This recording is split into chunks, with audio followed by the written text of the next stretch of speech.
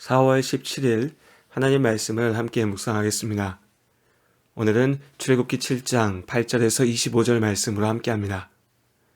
하나님께서 모세와 아론에게 파라오에게 가라고 명령하셨습니다. 이제 모세와 파라오의 싸움이 본격적으로 시작됩니다. 정확히는 모세를 부르시고 보내신 하나님께서 파라오로 대표되는 이집트의 헛된 우상들과 세상의 죄악들을 물리치시고 이스라엘을 하나님의 백성 삼으시는 싸움의 시작입니다. 파라오의 앞에 선 모세와 아론이 하나님께서 명령하신 대로 지팡이를 던집니다. 지팡이가 뱀으로 변하였습니다. 깜짝 놀랄 만한 기적이었지만 파라오와 신하들은 당황하지 않았습니다. 파라오가 신하들 중 요술사들에게 명령합니다. 의기양양하게 앞에 나선 요술사들도 지팡이를 던졌습니다. 그리고 지팡이들이 뱀으로 변하였습니다. 우리는 하나님의 능력을 신비로운 기적을 통해서 확인하려고 합니다. 누구에게나 있는 마음이죠. 이러한 기대대로 하나님께서 이적을 통해서 사람들을 하나님 앞으로 부르실 때가 있습니다. 신비로운 경험들을 통해서 하나님을 믿게 되었다고 고백하고 간증하는 분들이 계시죠. 물론 이것은 결코 잘못된 일이 아닙니다. 전능하신 하나님께서는 하나님의 주권대로 가장 적합한 다양한 방법들로 하나님의 일을 이루십니다. 문제는 내가 원하는 신비로운 기적을 보이지 않으면 하나님은 능력이 없다라는 식으로 내 입맛대로 하나님을 판단하려고 하는 태도입니다. 반대로 기적을 보면 무조건 하나님의 역사라고 착각해서도 안 됩니다. 사탄은 광명의 천사와 같은 모습으로 우리를 현혹할 수 있습니다. 거짓 선지자들은 누구보다도 진실한 하나님의 사자인 것처럼 스스로를 드러내며 사람들을 무너뜨리죠. 하나님의 은혜를 세상에서의 성공을 기준으로 판단하는 것이 위험한 이유입니다.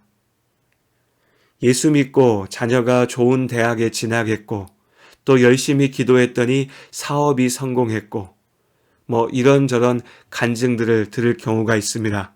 물론 하나님께서 그렇게 일하실 수 있습니다. 하나님의 은혜죠.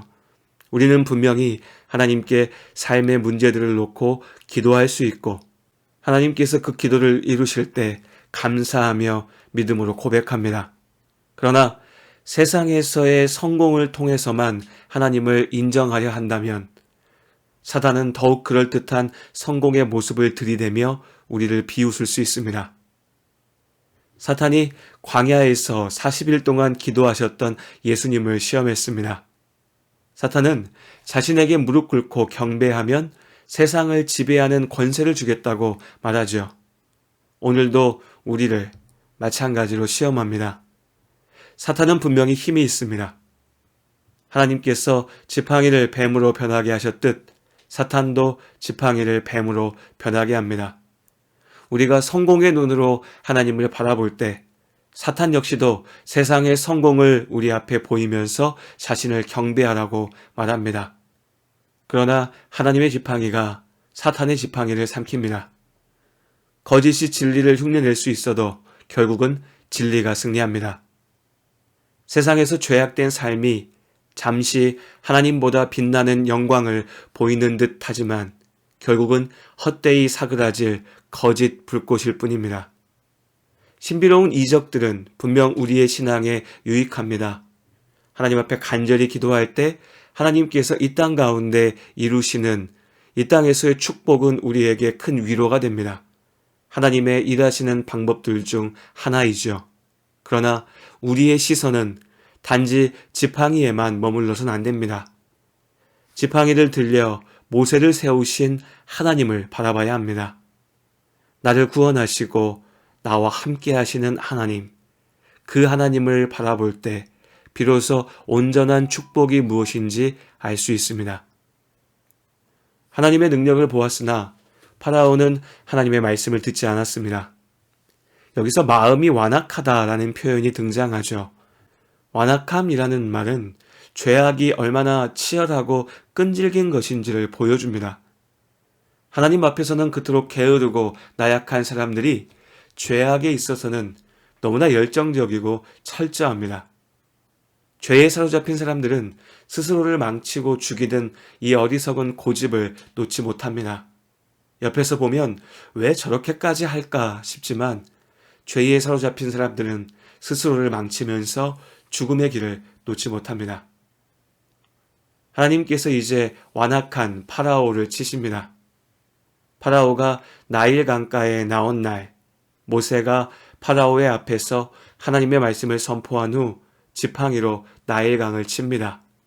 그러자 강물이 피로 변하였습니다.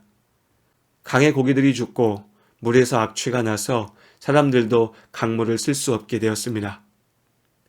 고대 문명의 중심지들은 하나같이 큰 강 유역에 자리 잡았습니다. 오늘날에도 주요한 도시들은 그 인근에 강을 끼고 있죠. 이집트에게 나일강은 그저 강이 아닙니다. 이집트 문명의 기반이며 생명줄이었죠. 나일강 없이는 이집트가 존재할 수 없습니다. 그런 나일강이 쓸 수 없는 물이 되어버렸습니다. 불편함이 문제가 아니라 당장 죽고 사는 문제가 생긴 것이죠. 이토록 분명한 증거를 보고서도 파라오는 돌이키지 않습니다. 요술사들이 나일강 물을 떠다 피와 같이 보이게 하니 하나님도 별거 아니라면서 더욱 큰소리칩니다. 우스운 일이죠. 이 요술사들이 정말로 능력이 있다면 물을 피로 바꾸는 것을 흉내내고 자랑할 것이 아니라 피로 변한 나일강을 원래대로 돌려놓으면 될 일입니다. 그러나 파라오의 마음은 완전히 죄악에 붙들려 있었습니다. 이집트가 하나님의 심판에서 벗어날 수 없는 이유이지요. 또한 하나님께서는 이 파라오의 완악함을 이용하여서 하나님께서 참된 생명과 능력의 주인이심을 온 이스라엘과 이집트, 주변의 모든 나라들 가운데 선포하십니다. 하나님께서는 우리의 이해를 넘어 하나님의 계획을 가장 온전하게 이루십니다. 화려해 보이는 사단의 유혹에 죄악이 약속하는 헛된 성공에 휘둘려선 안 됩니다. 오직 하나님의 참된 능력과 말씀에 의지해야 합니다. 또한 내 안에 어느샌가 이 죄악의 완고함이 자리 잡고 있진 않은지 스스로를 돌아봅니다.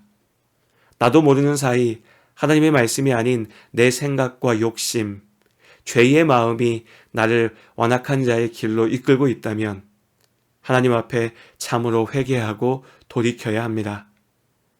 죄에 머물러 있을 때 우리의 끝은 결국 죽음입니다.